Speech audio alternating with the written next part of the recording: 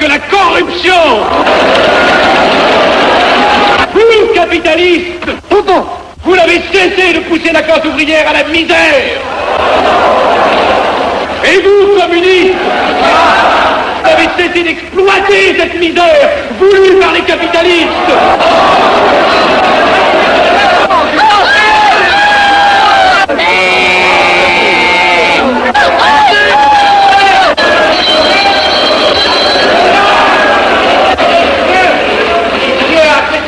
Et vous tous, parlementaires, désuets et périmés, n'incitez pas le parlementarisme.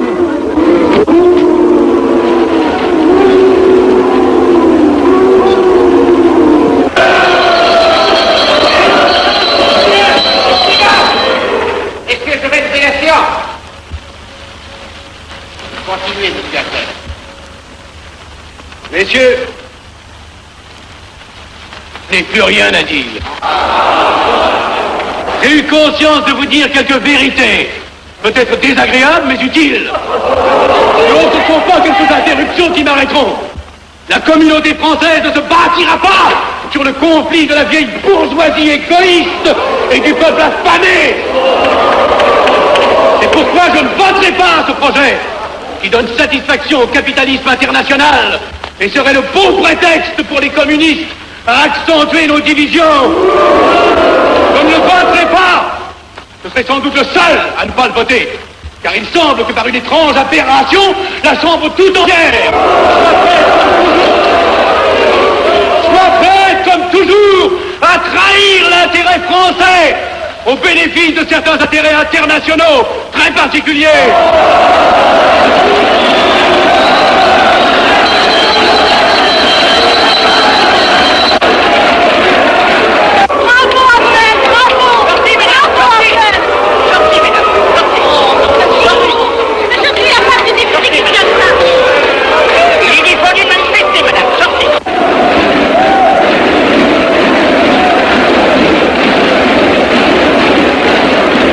Il a du courage, ce petit Abnel. Ceux qui nationaux trop puritains nous font perdre notre temps. Il faudrait l'éduquer un peu. De quelle loge est-il? Il n'est pas de chez nous, mon frère Dubois. Tout s'explique. Voilà un garçon intelligent qui a besoin d'une méthode et de conseils. Présentez-le donc. Il est sensible, il faudra procéder avec précaution. Envoyez-lui la rivière, il saura le persuader. J'y vais.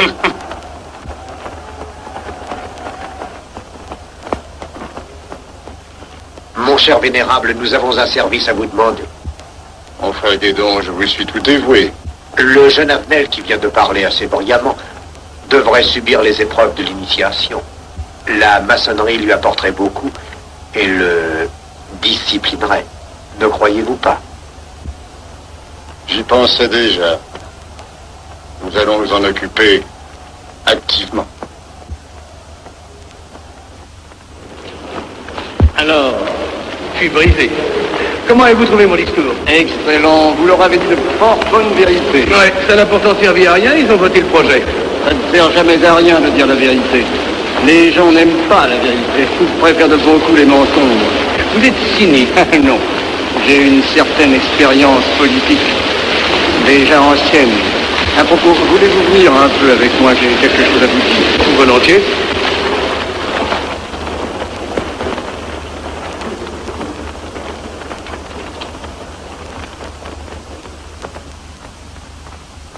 Allez, voyons, je voulais vous dire, si nous reprenions notre conversation sur la franc-maçonnerie, vous m'avez dit l'autre jour que vous étiez curieux de connaître cette association. Ah oui, on en dit tantôt du bien, tantôt du mal. Je vous avoue que je n'aime pas beaucoup les sociétés secrètes. La franc-maçonnerie n'est pas une société secrète. C'est une société discrète. Pourquoi éprouves-tu tant de répugnance à me faire entrer dans la franc-maçonnerie? Cette association me semble suspecte. Il ne doit y avoir que des arrivistes là-dedans. Non, voyons, sont peut-être aussi des braves gens animés d'un idéal sincère.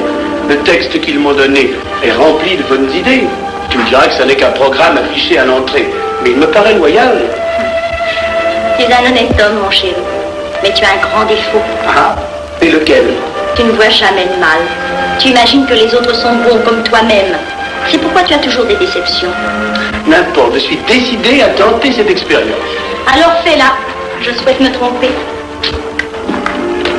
Quand dois-tu te présenter chez ces gens? Mercredi. Déjà.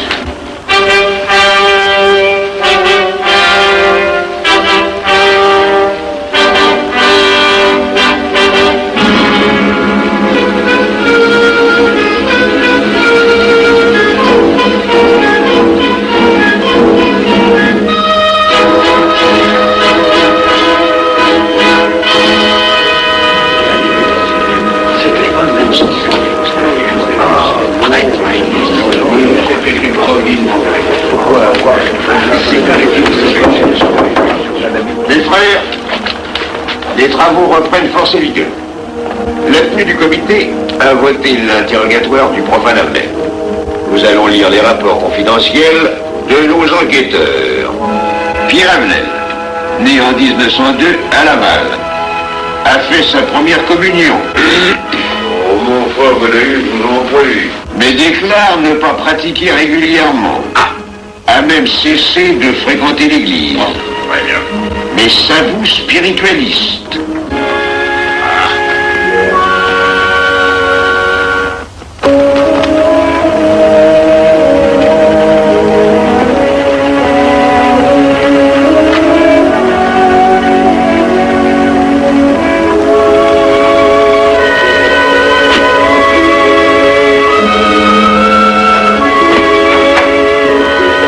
Monsieur, voulez-vous aussi?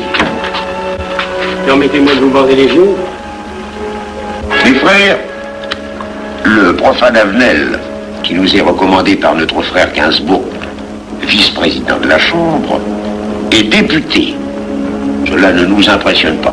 Nous devons surtout examiner ce qu'il pourra apporter à la franc-maçonnerie. Il nous faut des gens qui servent notre ordre et contribuent à sa puissance. Pour l'instant, il paraît afficher des idées nationales un peu trop absolues. Enfin, je voudrais vous prévenir d'une chose. Comme il est de notre intérêt de tenir en main un grand nombre de parlementaires, il vaudrait peut-être mieux ne pas lui poser des questions qui pourraient le choquer. On nous le signale comme assez sensible sur les questions spirituelles ou religieuses. Quand il aura travaillé quelque temps parmi nous, il aura évolué.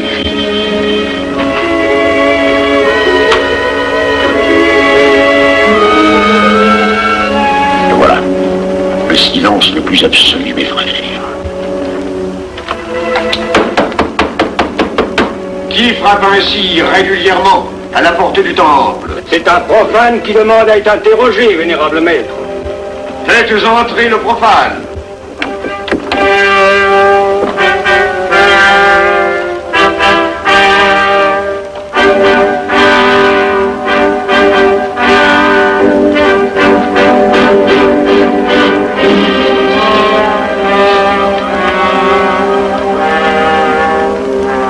Monsieur, vous avez déclaré vouloir faire partie de la franc-maçonnerie. Mais nous désirons savoir qui vous êtes. Nous allons donc vous interroger sur vos sentiments, vos croyances, vos idées politiques. Répondez-nous sans vous troubler, mais en nous disant la plus stricte vérité. Consentez-vous à cet interrogatoire? J'y consens. Monsieur, croyez-vous en Dieu? Et pourquoi? Vous semblez être déçu par ce premier contact avec la maçonnerie. Ben, l'interrogatoire est assez pénible. J'ai dû paraître ridicule. Vous vous trompez. D'autres qui sont passés avant vous ont moins bien répondu. Vous avez été reçu avec une majorité convenable, 16 voix contre 10. Comment, j'ai eu 10 voix contre moi? Non, non. 2 seulement. 2. Mais les voix d'opposition comptent pour 5. Un opposant de plus, et vous étiez blackpoolé. La maçonnerie est difficile sur le choix de ses candidats. Pas assez, mon cher, pas assez. Je dois même vous avertir que lorsque vous serez en loge, vous serez déçu. Le milieu maçonnique est épouvantablement médiocre. Vous verrez que vous nous apporterez plus que vous ne recevrez. Mais ces rites dont vous m'avez parlé, ces initiations mystérieuses... de bêtises. Il y en a qui y attachent un certain sens symbolique. La plupart des maçons rient eux-mêmes de ces vieilles pratiques désuètes. Seulement, le jour de votre initiation, tenez-vous bien, les épreuves de la cérémonie ne sont pas commodes.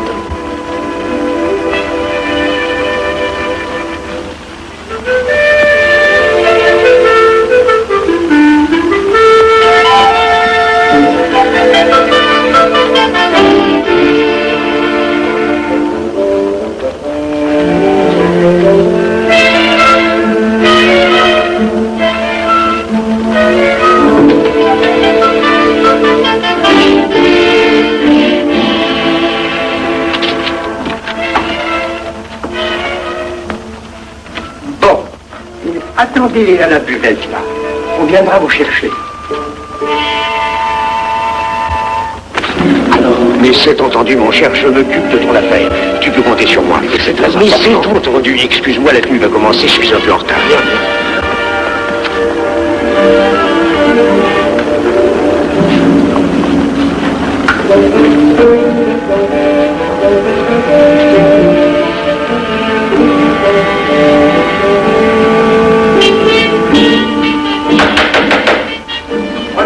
Mes frères, nous allons ouvrir les travaux. Mon frère Durand, veuillez prendre place à l'ordre.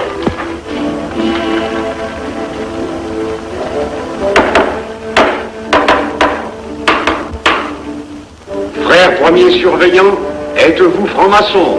Mes frères me reconnaissent comme tel, vénérable maître. Frère second surveillant, quel âge avez-vous? 3 ans, vénérable maître. Frère premier surveillant, quel est le premier devoir d'un surveillant en loge? Vénérable maître, c'est assurer que le temple est couvert. Veuillez vous en faire assurer par le frère couvreur.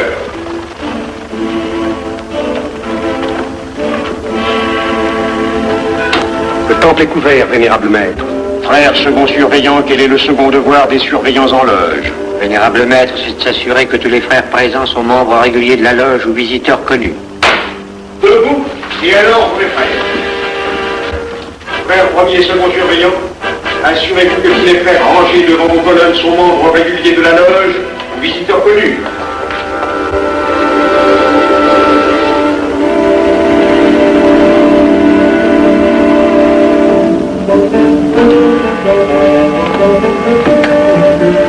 Vénérable maître, les frères qui décorent l'une et l'autre colonne sont membres réguliers de la loge ou visiteurs connus. Il en est de même à l'Orient. Frère premier surveillant, à quelle heure les francs-maçons opèrent-ils leurs travaux? À midi, vénérable maître. Quelle heure est-il, frère second surveillant? Il est midi, vénérable maître. Puisqu'il est l'heure du travail, frère premier et second surveillant, invitez les frères de vos colonnes à se joindre à vous et à moi pour ouvrir les travaux de la respectable loge des enfants de l'univers Orient de Paris, au grade d'apprenti, en la forme accoutumée. À moi mes frères, par le signe, la triple batterie et l'acclamation.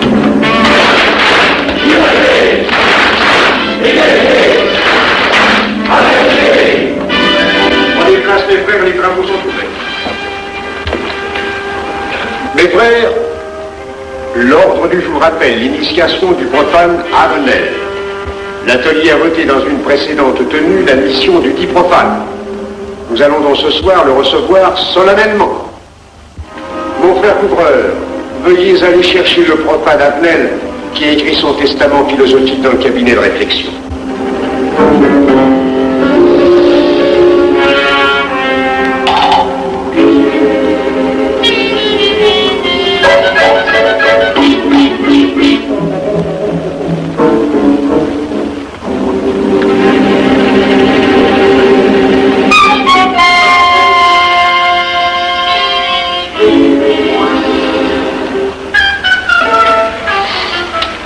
Rigolo leur truc. Monsieur, veuillez me suivre.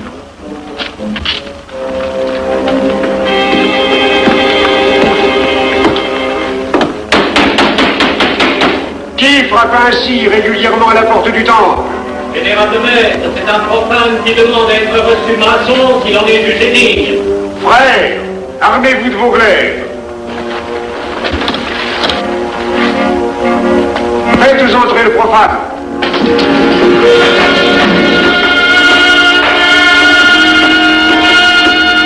Laissez-vous, monsieur.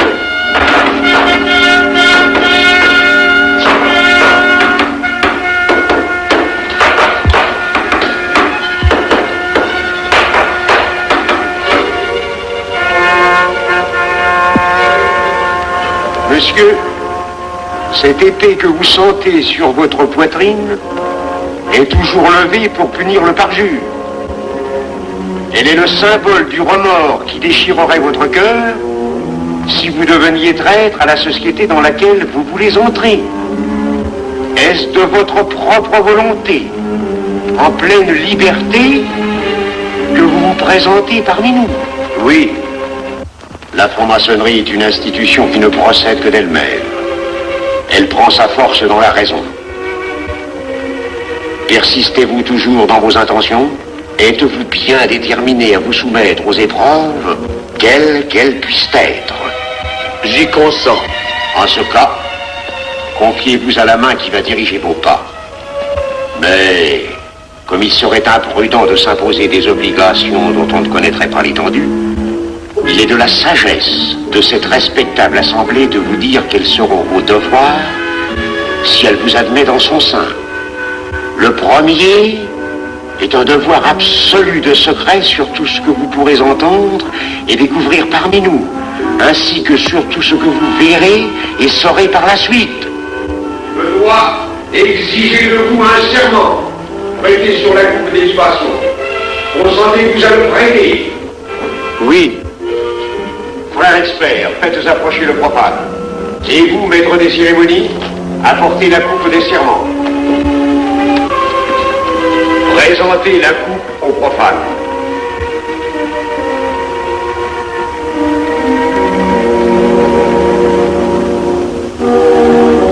Prononcez avec moi le serment. Je m'engage sur l'honneur, au silence le plus absolu, sur tous les genres d'épreuves qu'on pourra me faire subir. Je m'y engage. Vous devez connaître toute l'importance d'un serment. Si jamais vous manquiez à une parole aussi solennellement donnée, buvez. Buvez! Buvez! Que ce breuvage amer soit pour vous le symbole de l'amertume et du remords que laisserait dans votre cœur le parjure qui aurait souillé vos lèvres. Frère expert, emparez-vous du profane et faites-lui faire son premier voyage.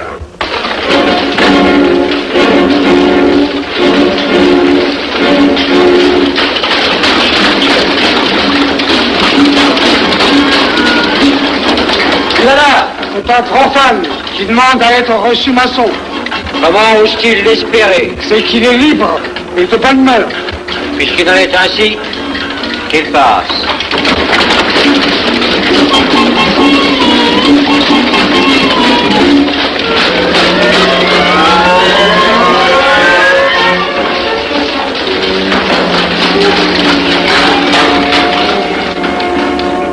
Monsieur, le voyage symbolique que vous venez de faire est l'emblème de la vie humaine. Le bruit que vous avez entendu figure les passions qui l'agitent. Les obstacles que vous avez rencontrés peignent les difficultés que l'homme éprouve et qu'il ne peut vaincre ou surmonter que grâce à l'aide qu'il trouve dans ses semblables. Frère expert, faites faire le deuxième voyage.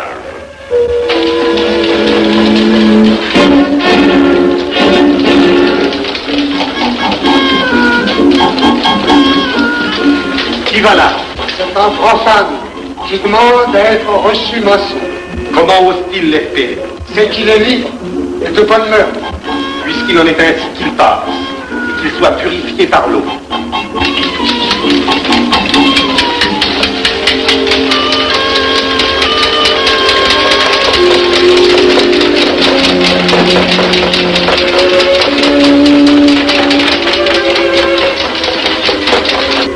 Monsieur, nous avons procédé à l'épreuve de l'eau qui représente l'épuration de votre esprit naissant à la vie maçonnique.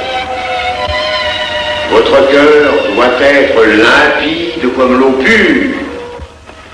Frère expert, faites faire le troisième voyage.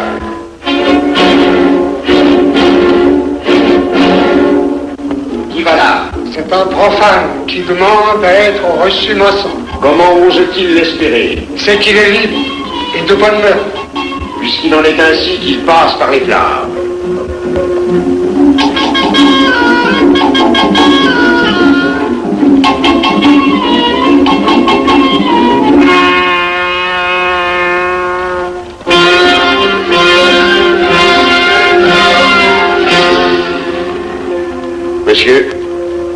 flammes dont vous avez été environnés ont achevé vos épreuves. L'ordre maçonnique dans lequel vous demandez à être admis pourra peut-être un jour exiger que vous versiez jusqu'à la dernière goutte de votre sang pour sa défense et celle de vos frères. Je vais maintenant vous faire prêter serment à la franc-maçonnerie. Frères experts, amenez le profane à l'autel. Les frères, debout, à l'ordre et glaive aux mains.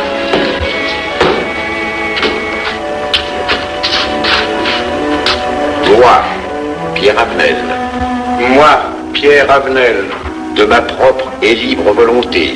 de ma propre et libre volonté, En présence de cette respectable assemblée de maçons.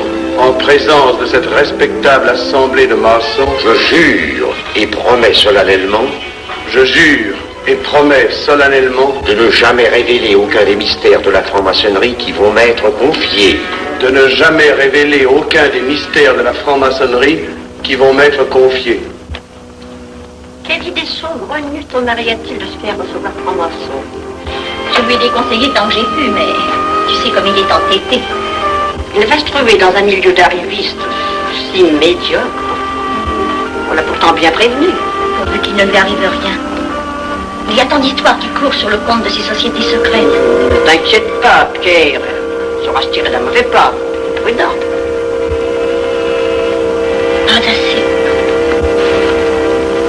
Monsieur, le serment que vous venez de prêter ne vous donne-t-il aucune inquiétude? Consentez-vous à le renouveler lorsque vous aurez reçu la lumière? Je le renouvellerai. Mes frères, nous allons donner la lumière aux profanes.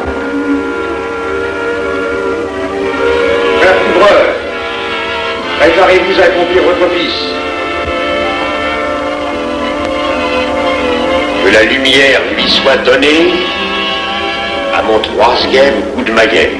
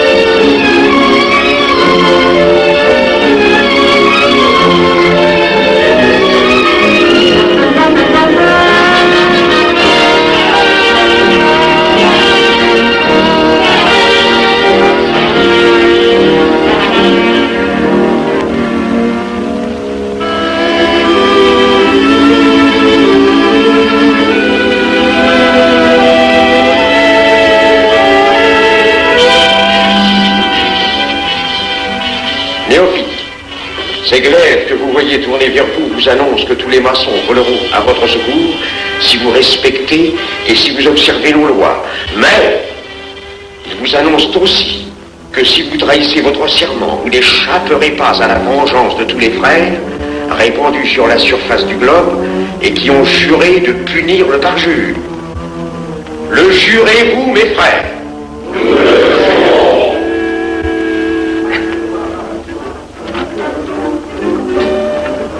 Mes frères, à la santé de notre nouveau frère. À votre santé.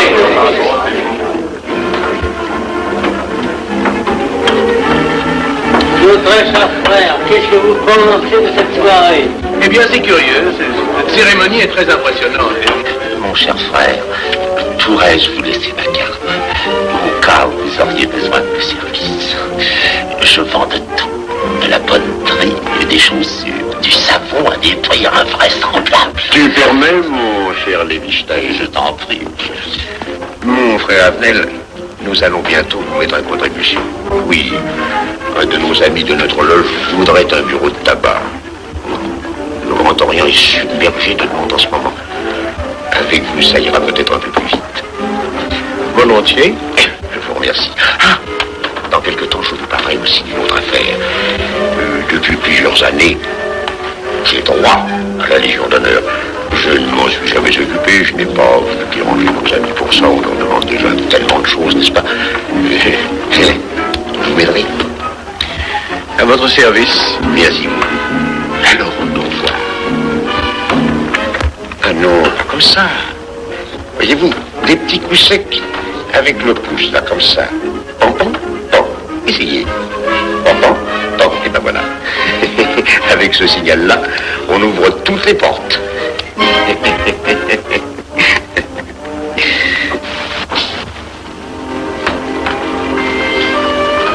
Alors, content? Bon. Tu as l'air contrarié. Oh non. Déjà déçu? Pas encore. Tu me raconteras la séance. Ah, j'ai juré de ne rien dire. Même à moi? Écoute, c'était pas ridicule. C'était étrange.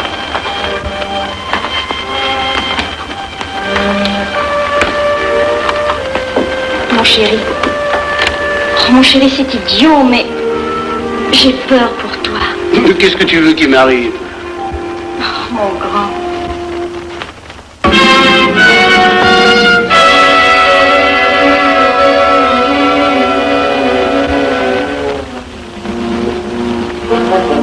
Mon très cher frère Avenel, vous êtes député.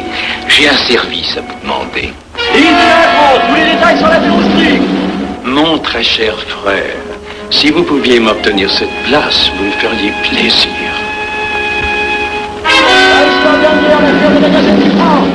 Mon cher, donnez donc un coup de téléphone au préfet qu'il m'ôte cette contravention. Demandez la liberté, le scandale fascinateur. Mon très cher frère Avenel, j'ai besoin d'un bon témoin de moralité dans un procès. C'est un de nos frères qui passe en correctionnel. Il est bien un peu coupable, mais avec un peu d'appui. Et pour manifester cette solidarité maçonnique, je suis sûr que vous voudrez bien vivre. L'arrestation du banquier Charles Lévy. Le faille des banques coopératives. Un nouveau scandale financier. Il faut l'exclure, c'est une fripouille. Oui, évidemment, c'est une fripouille, mais puisque personne ne le sait, nous pouvons le garder parmi nous. Non! Je comprends très bien vos réactions, mon cher Avenel. Mais tenez, je vais vous citer un exemple. J'ai vécu pendant 20 ans en maçonnerie avec un frère que je considérais comme un escroc. Ben, je n'ai rien dit, parce que c'était un excellent maçon. Nous ne sommes pas du même avis.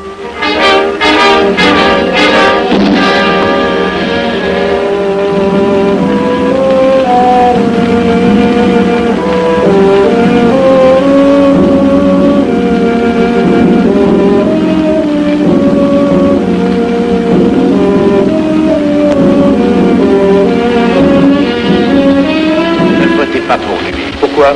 C'est un adversaire de la maçonnerie. Mais son projet est excellent. Qu'importe, il nous dessert. Vous n'avez pas l'air de mon ami. Non.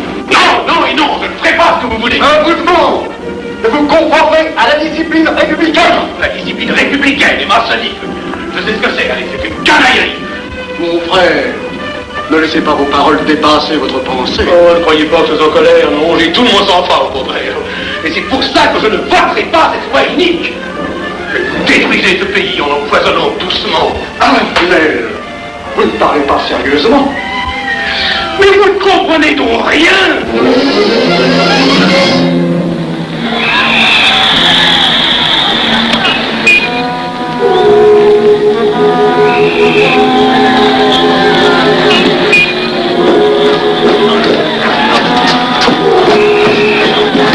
Que se passe-t-il? Regardez. Mais calmez-vous, mon vieux. Ce n'est rien. Rien.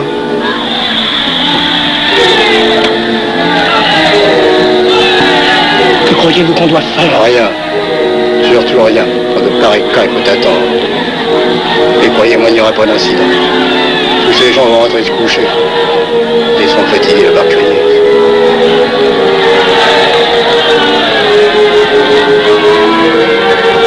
Qu'en pensez-vous, Avenel?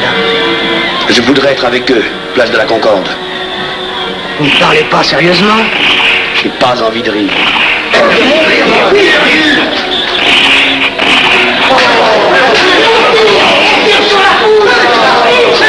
Il faut arrêter ça, oui.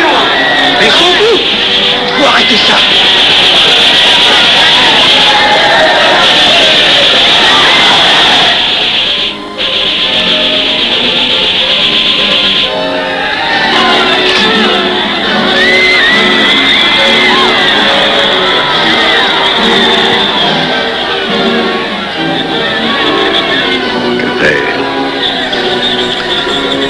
Trop tard. On tire encore. Coup de feu.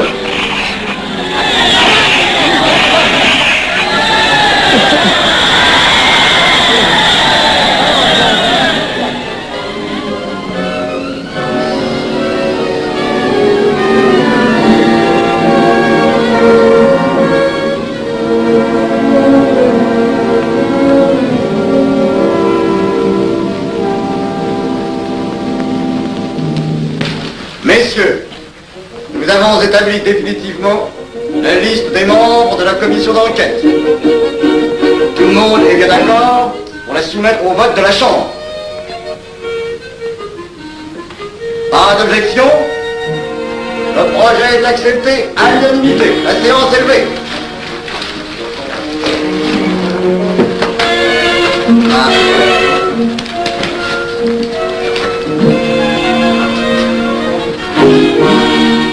Vous pensez que ça va marcher? Je ne prévois pas d'opposition.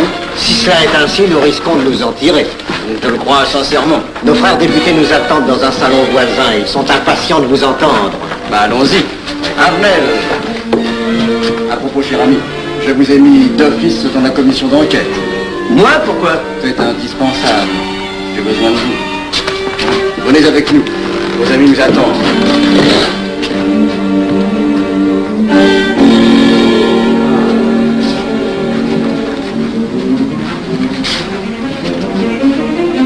Mes frères, puisque nous sommes entre nous, je puis vous dire bien confidentiellement que nous allons traverser ces événements graves sans trop de dommages. La commission vient d'accepter tout à l'heure les listes que nous avons proposées pour la commission d'enquête. Beaucoup de nos adversaires en font partie, mais dans l'ensemble, les maçons sont encore en majorité. Rassurez-vous donc, ni la République ni la maçonnerie ne sont perdues. Elles ont traversé une crise grave. Elles sortiront renforcées de cette épreuve. Merci.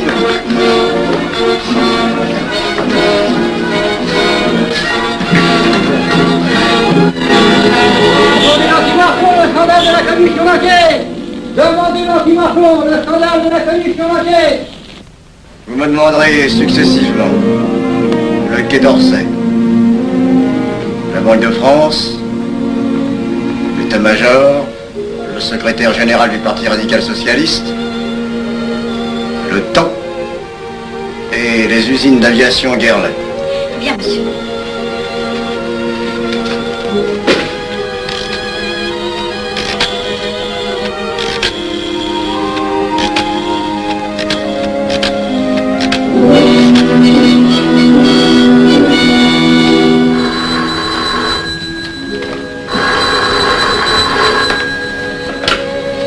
Allô, le chef de cabinet du ministre. Allô? Mais oui, passez-le moi. Lui-même, à vos ordres, votre très cher ami. Je ne peux rien vous dire par téléphone. Il pleut. Vous me comprenez? À merveille. Alertez tous nos amis à l'étranger. Qu'en aucun cas, on ne parle de nous. Silence. Compris. Allô, ici Général Maisonnat. À vos ordres, mon cher Larivière. Je compte sur vous, mon cher général, pour que l'armée ne varie pas politiquement.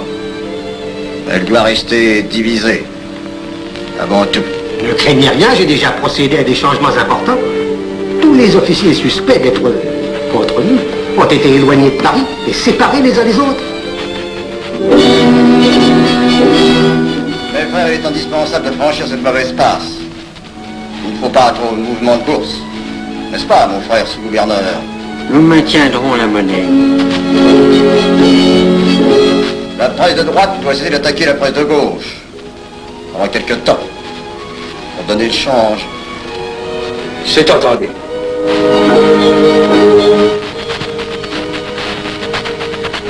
Les partis de gauche doivent faire entente avec ceux du centre. Et ceux de l'extrême gauche. De la sorte, nous contrôlons le peuple. Bloc populaire. Mieux. Front populaire. Bien. Quant à vous, mon cher Garlet, j'ai reçu ce matin une communication de l'étranger. On nous demande d'envoyer immédiatement du matériel d'aviation en Espagne. Moyennant quoi nous aurons tous les appuis politiques nécessaires. Même nos prototypes. Surtout nos prototypes. Ne croyez-vous pas que ce serait dangereux pour notre défense nationale? Faites ce que je vous dis.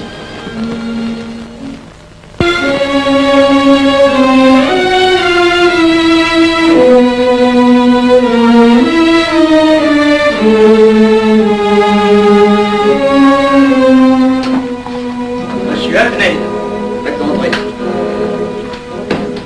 Ah, bonjour, cher ami. Comment on va? Bien, merci. Ah, je vous ai fait appeler. Que se passe-t-il? On ne vous voit plus. Vous le boudez? Oh non. Cigarette. Non, merci. Dites-moi, pourquoi avez-vous refusé de faire partie de la commission d'enquête? Oh, j'ai beaucoup de travail en ce moment et je fais déjà partie d'autres commissions. Avenel, répondez-moi franchement. Ce n'est pas parce que nous avons eu l'autre jour une petite discussion bien fraternelle? Eh bien, justement, si. Je voudrais vous parler de la franc-maçonnerie. Ah, mais bien, voyons, mais bien entendu. Asseyez-vous.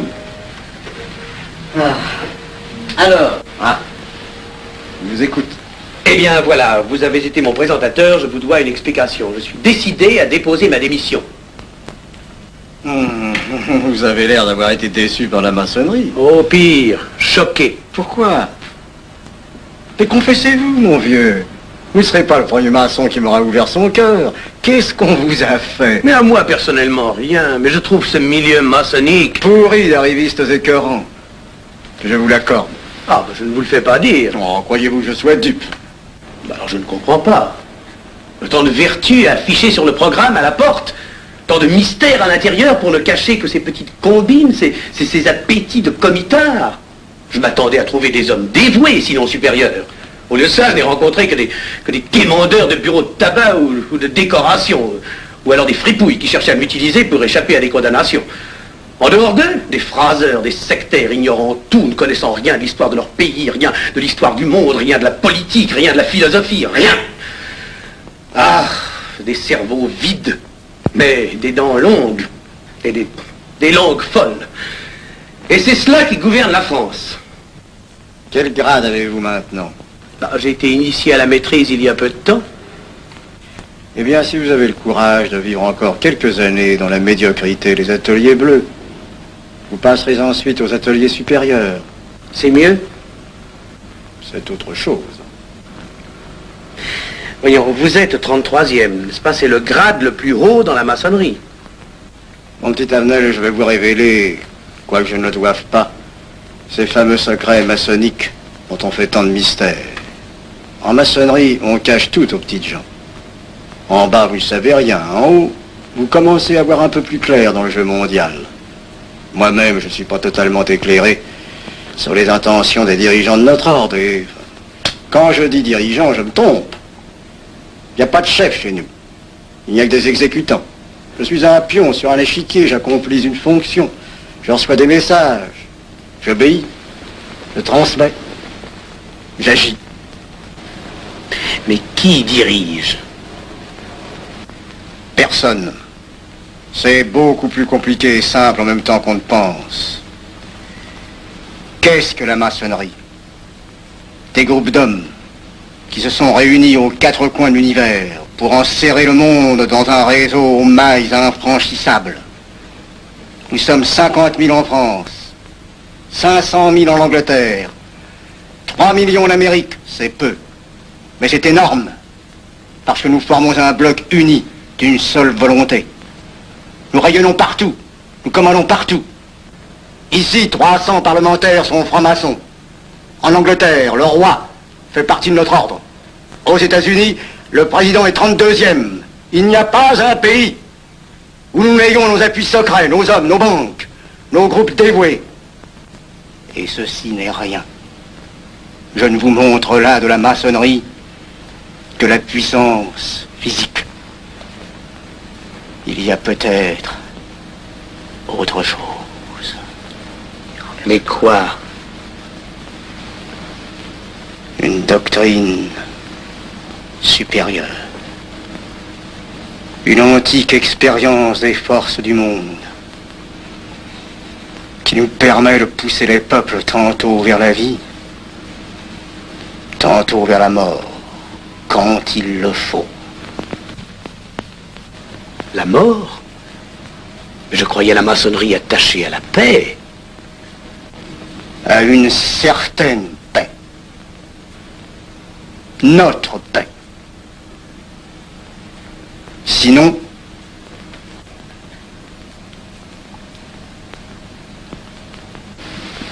alors, cette démission,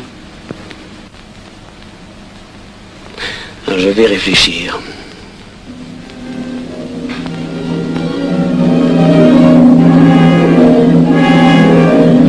Alors, il n'y a qu'une solution, la guerre.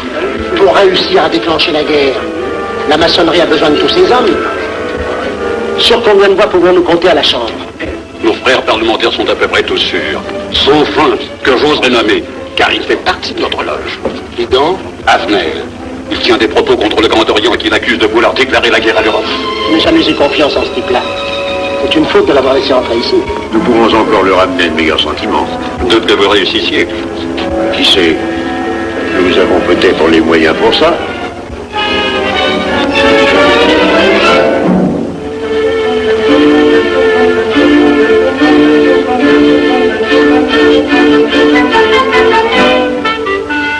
Mes frères, l'aviation allemande n'a pas d'appareil.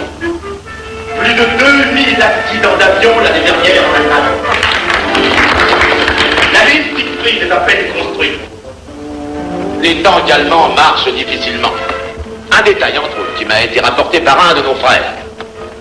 Quand leurs tanks sont entrés à Vienne, on fait affirmer que certains d'entre eux étaient en garçons et montés sur des routes bicyclettes. Croyez-moi, mes frères, rien ne peut vaincre l'armée française, Dieu et les autres. Nous avons de l'armement considérable. Jamais nous n'avons été plus près. En 15 jours, nous réglerions le sort de l'Europe. Et notre paix serait établie définitivement.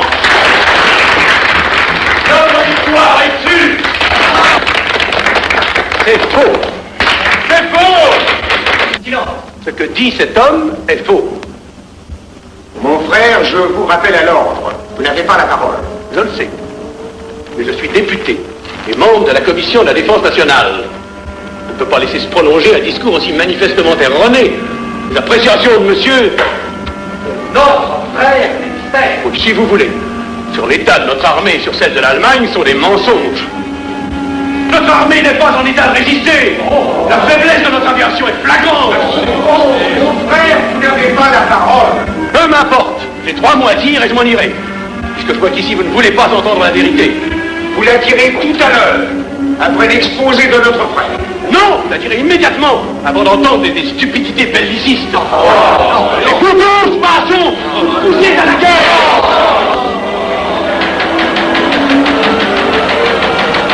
Nous n'avons pas d'armes modernes, pas d'avions, pas de chefs, pas de morale surtout.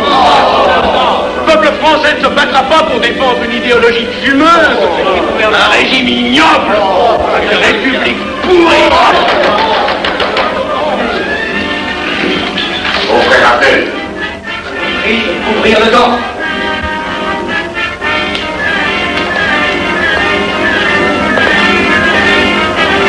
vous êtes tous des menteurs et des faussaires. Tout chez vous n'est qu'une sinistre comédie.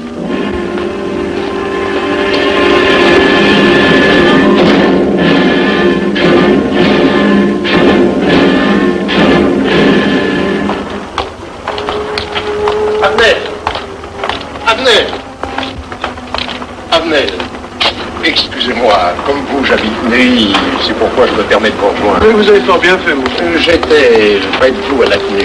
Je voulais vous féliciter. Oh, merci. Vous avez très bien fait de leur crier des vérités. Ce sont des fous. Malheureusement, il est impossible de leur faire entendre raison. Les événements sont pourtant indiscutables. Oui. Dites-moi, j'ai des documents confidentiels sur l'action actuelle de la maçonnerie qui peut-être vous intéresseraient. Des documents? Oui, des documents. Vous êtes député, il serait utile et urgent que je vous les communique. Mais je crois bien, où sont-ils? Chez moi, pas très loin d'ici. Si vous avez quelques minutes. Oui, volontiers, allons. Alors, qu'est-ce qu'on décide? Pétard ou couteau? Le couteau, ça fait moins de bruit. Attention, voilà.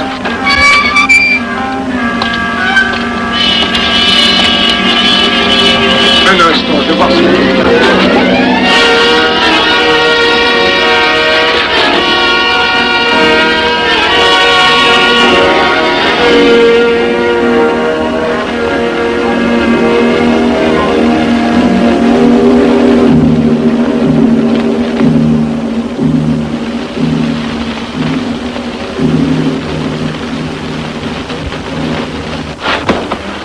Ne t'inquiète pas, mon chéri. Tu guériras tout. Le docteur a dit maintenant que tu étais sauvé, à condition d'être sage.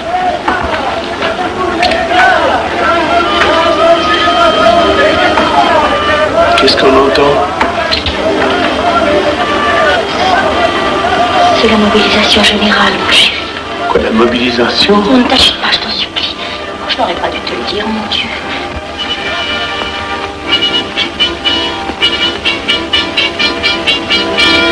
Ne fais pas, mon chéri. Tu reviendras vite.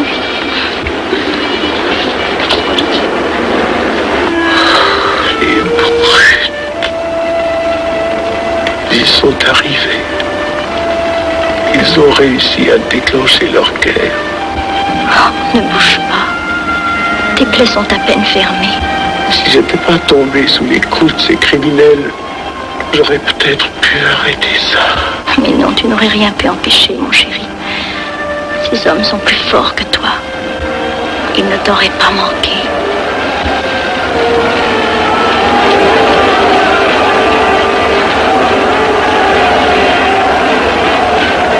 Qu'est-ce que c'est?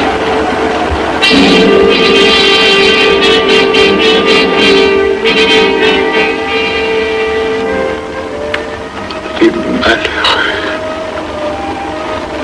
S'ils savaient ce que je sais.